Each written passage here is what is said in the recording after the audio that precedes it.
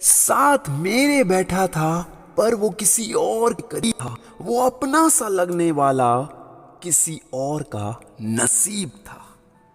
हम अक्सर जो चीजें हमारे पास होती है उनकी हम कदर नहीं करते। सोचते हैं ये साले कहाँ जाएगा, इसको कौन मिलेगा, अभी ये तो है ना अपने पास, अगर ये है तो आगे और किसी को देख लेते हैं। मम्मी तो फोन करती रहेंगी ना, या फिर ये लड़की जो मेरे पास है वो मेरे पास ही रहेगी ना, या ये जॉब ये तो है ही है, एक और देख लेता हूँ। अपॉर्चुनिस्ट होना कोई गलत चीज नहीं है। जिंदगी में बेहतर चीजों की तलाश करना इंसानी फितरत का काम है, मगर जहां से पैसा नहीं कमाना ना, उन चीजों को कभी दाव पे नहीं लगा देना चाहिए। क्योंकि ऐसे लोग अक्सर अकेले में रोते हैं और पछताते हैं सारी जिंदगी कि हमने एक गलत डिसीजन क्यों लिया। दोस्तों, कहते हैं बुरा वक्त सबका आता है, कोई निकल जाता है और कोई बिखर जाता है। अगर सही इंसान आपके साथ नहीं होगा तो यकीन मानो वो जो बरकत होगी ना वो आपके पास नहीं आएगी। और आपने बहुत से लोगों को देखा होगा, मैंने केबीसी में कई बार देखा है, लोग करोड़ों अरबों रुपए जीत लेते हैं मगर वो पैसा बरकरार नहीं रहता, हमेशा के लिए नहीं रहता उनके पास। इस मोटिवेशन वीडियो को लाइक कर देना, क्योंकि इसके अंदर मैं आपको बताऊंगा सच्चा प्यार कोई आपसे करता है तो उसको पहचानना कैसे है, या फिर आप किसी से करते हो तो आपको कैसे पता लगेगा कि यार मैं जेन्युइनली से शादी करूं कि ना करूं, कि सिर्फ मुझे ऊपर की खाल से प्यार है, कि सिर्फ मुझे उसकी आंखों से प्यार है या उसकी बातों से प्यार है। यही पहचानना सीखोगे। इसको लाइक करना बिल्कुल मत भूलना। दोस्तों, अनिल की अरेंज मैरिज की बात चलती है। वो सोचता है चलो अरेंज मैरिज करके देखेंगे, हो सकता है कोई जबरदस्त लड़की मिल जाए, उससे प्यार हो जाएगा और बातें चलनी शुरू हो जाती है।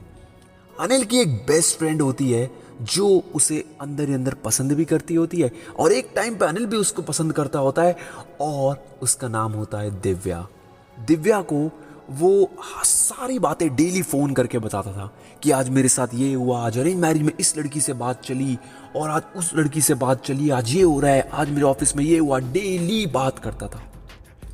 दिव्या के बाद अरेंज मैरिज के लिए शादी.com पे एक रिश्ता आया सोनम का। अब सोनम का रिश्ता आया तो उसने ये बात भी दिव्या को बताई। दिव्या से डेली बात करनी है भाई, उससे बात करे बगैर तो ये नहीं, मतलब दिल नहीं करता। अब ऐसे में दिव्या ने कहा ठीक है कर लो अगर अच्छा लग रहा है तो तुम्हें। बट अनिल बेचारा कंफ्यूज्ड, परेशान, यार क्या करूं, नहीं समझ आ रहा ना, तुम गाइड करो ना। मैं कैसे गाइड कर सकती हूँ, तुम्हारी मम्मी को अच्छी लड़की चाहिए और तुम ढूंढना भी चाहते हो और उससे अच्छी लड़की मिल नहीं सकती, कर लो यार ठीक है। तो अब ऐसे में अनिल कहता अच्छा तुम्हें कोई प्रॉब्लम तो नहीं होगी। कहती नहीं, मैं क्या बोल सकती हूँ, जब तुमने डिसीजन ले लिया है और हमारे बीच में वैसे सिर्फ दोस्ती के अलावा तो वैसे कुछ रहा नहीं तुम्हारे मुताबिक। अनिल कहता है हाँ बिल्कुल। और ऐसे में उसने अपनी सोनम से बात और आगे चलवा दी। मीनवाइल एक सुरभि नाम की लड़की का कॉल आया। अब वो सुरभि अनिल की एक्स गर्लफ्रेंड थी। अब लाइफ में 3 लड़कियां आ चुकी थी, दिव्या के बाद सोनम अरेंज मैरिज वाली, और सुरभि एक्स गर्लफ्रेंड। अब उसने दोबारा दिव्या को कॉल करा, डेली फोन करता ही था, आज दोबारा फोन करा। यार एक बात बताओ, क्या तुम्हें लगता है सुरभि से मेरे को शादी कर लेनी चाहिए? वो तो तुम्हारी एक्स गर्लफ्रेंड थी, उससे दोबारा शादी करोगे? रही मत धागा प्रेम का, मत तोड़ चटकाए, जोड़न ते ना जुड़े परी गांठ पड़ जाए, क्या फायदा फिर से गांठ पड़ जाएगी। तेरी तो एक बार ही उससे ब्रेकअप हो गया ना, फिर दोबारा लड़ाई हो जाएगी, फिर दोबारा प्रॉब्लम हो जाएगी, क्यों जा रहा है? जब तुझे पता है कि प्रॉब्लम आ सकती है तो मत जाना बेटा। अब ऐसे में उसको दिव्या की बात अच्छी लगी। दिव्या तो मुझे कितना अंडरस्टैंड करती हो। चलो जी, वक्त और बीता। गौरतलब है कि वो तीनों के साथ ही फिजिकल हो चुका है, या दिव्या के साथ तो पहले ही हो चुका था, और सुरभि के साथ भी हो चुका था, और जिससे अरेंज मैरिज थी उसके साथ भी हो चुका था। और ये बात भी जाके उसने दिव्या को बता दी। दिव्या कहती है तुम्हारी प्रॉब्लम पता है क्या है, तुम किसी एक औरत के साथ नहीं रह सकते, तुम्हारी यही प्रॉब्लम है। कहता नहीं यार, मैं तुम्हें ऑनेस्टली एक बात बोलूं दिव्या, मुझे ना लगता नहीं है कि मेरे को सोनम से या सुरभि से किसी से भी शादी करनी चाहिए। तो किससे करोगे बाबा? यार जिससे मेरी बॉन्डिंग मिले, मेरे को समझ नहीं आ रहा मैं किससे करूं। अब ऐसे में बहुत परेशान, यही सोचने लगा क्या करूं क्या ना करूं। फिर दोबारा कुछ दिनों बाद सोनम के घर वाले आए अरेंज मैरिज की बात आगे बढ़ाने के लिए, और उसने वो भी होल्ड पे डाल दिया। कंफ्यूज्ड, अरे क्या डिसीजन लूं? दिव्या तुम सजेस्ट करो ना। अरे मैं तुम्हें क्या सजेस्ट करूं यार, तुम डेली मुझसे पूछते रहते हो बेकार की बातें, तीनों लड़कियों को तुम तंग कर रहे हो, किसी से तुम शादी नहीं करना चाहते, और तुम चाहते क्या हो? तुम्हें क्या चाहिए? तुम अपने आप को तुम बहुत गलत कर रहे हो लड़कियों के साथ। हाँ गलत तो मैं कर रहा हूँ। और अनिल चेक करता है और पता लगता है कि तीनों लड़कियां, जो दो लड़कियां सुरभि और सोनम, दोनों और भी लड़कों से बातें करती है। वैसे में और परेशान, यार ये तो अगर मेरे से दाल गल रही है तो मुझसे बनवा रही है, वरना अरेंज मैरिज वाली भी किसी और से बात कर रही है और वो भी किसी से, सुरभि भी किसी से बात कर रही है, मतलब कोई मेरे लिए 100% समर्पित नहीं है। वे ऐसे से दिव्या का पता था कि दिव्या सिर्फ और सिर्फ अनिल से ही बात करती है, क्योंकि बचपन की दोस्त है, उसे भी उससे ही बात करना पसंद है। अब अनिल ने साफ साफ दिव्या को बता दिया कि मैंने तीनों के साथ फिजिकल भी हो गया हूँ, सब कुछ हो गया हूँ। ये बात बताने की देर थी, दिव्या को पता लगा। दिव्या ने कहा तुम वैसे सही इंसान नहीं हो, तुम तीनों का इस्तेमाल कर चुके हो, अब मेरे को लगता है मुझे तुम्हारे साथ दोस्ती भी नहीं रखनी चाहिए। दोस्ती कट, फोन कट, ब्लॉक कर दिया।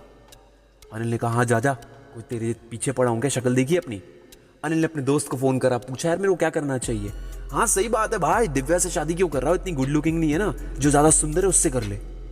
अब ऐसे में फिर दोबारा उन दोनों के पास गया, सुरभि और सोनम के पास। दोनों अपनी अलग अलग कहानी में उसको गोल गोल घुमाती रही। अंत में आकर सोनम से शादी की बात बिल्कुल एंड हो गई और उसने सोचा चलो सोनम से ही शादी कर लेता हूँ। शादी करने से कुछ दिन पहले शादी का कार्ड जब छप चुका था, उस सोचा चलो दिव्या को दोबारा कॉल करके शादी पे बुलाता हूँ। और तब उसे पता लगा कि दिव्या यहाँ से जा रही है हमेशा के लिए, और दिव्या ने उससे बात नहीं करनी।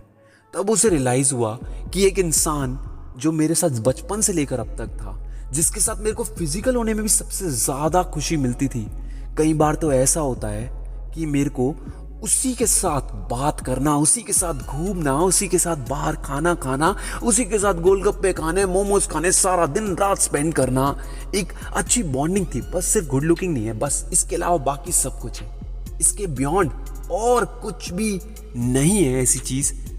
इससे अच्छी लड़की तो कोई मिल ही नहीं सकती यार, इसको कैसे रोक लूं? मैं रोकूंगा इसको, मैं इसी से शादी करूंगा।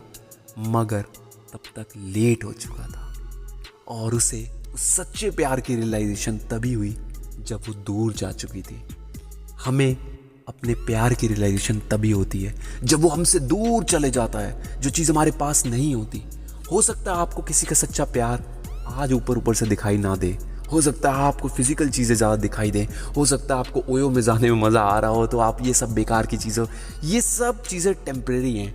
आज जो खुशी दे रही है हो सकता है वो ज़िंदगी भर ना दे, मगर जिसके साथ आपकी बॉन्डिंग अच्छी है, जिसके सामने बैठ के आप बात सकते हो ना, और ओपनली कह सकते हो हाँ भाई अपन ने कर दिया है, और वो आपको प्यार से देख के हंस रही है, यकीन मानना वो इंसान आपके लिए है। जिसके साथ आप खुल के सारी बातें कर सकते हो, वो इंसान तुम्हारे लिए। जो दुख के क्षण में तुम्हारे साथ रहे, वो इंसान तुम्हारे लिए है। जो तुम्हारी गलत चीज़ों पे भी पर्दे डाले और साथ साथ तुम्हें समझाए कि ये काम दोबारा मत करना वरना अगली बारी नहीं बचाऊंगी, वही इंसान तुम्हारे लिए है। जो इंसान तुम्हारे लिए खड़ा होना तुम्हारे आगे, वही इंसान तुम्हारे लिए है। और यही सच्चा प्यार है। और अगर इसे जीतना है भोले भाले और कम बोलने वाले लोगों को, तो ऐसे ही पहचानना, मगर गलती मत करना। ये मोटिवेशन वीडियो आपको कैसा लगा जरूर बताइए, इसको लाइक करना बिल्कुल भूलना।